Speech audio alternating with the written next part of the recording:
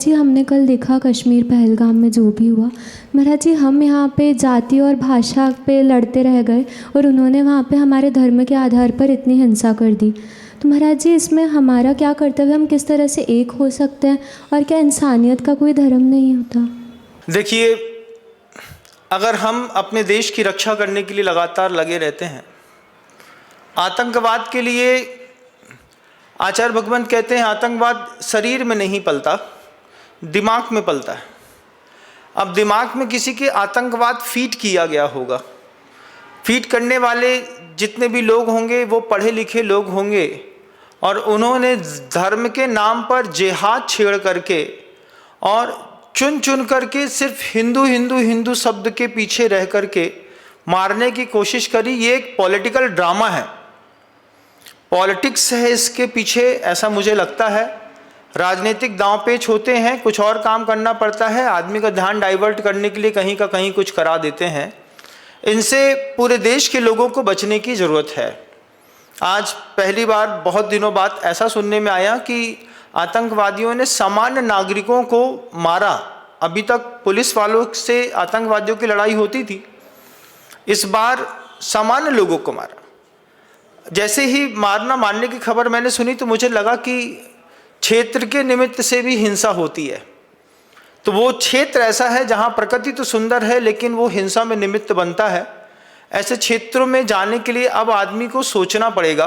वो चाहते हैं, लेकिन हमारे देश के यशस्वी गृह मंत्री अमित शाह जी और माननीय प्रधानमंत्री जी नरेंद्र भाई मोदी, मैं ऐसा मानता हूँ कि ये दो ऐसे प्रशासक हैं कि ये जो निर्णय अब लेंगे इसके बाद अब कश्मीर का पूरा पन्ना और चेहरा जरूर बदलेगा।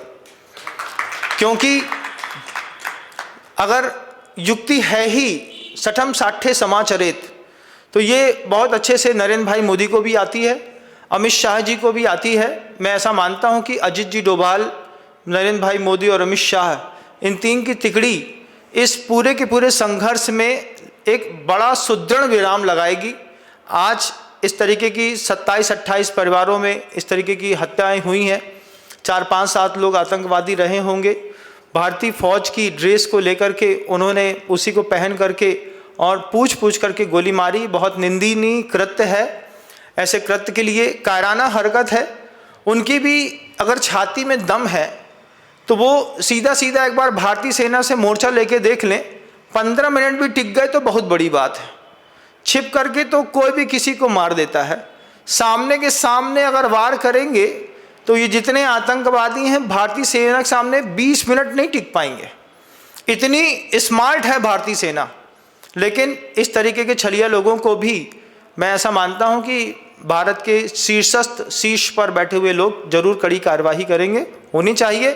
दंड संहिता के बिना अपराधी को दंडित करने के लिए दंड संहिता होती है। आचार्य भगवंत ने मुख माटी में इस बात को कहा।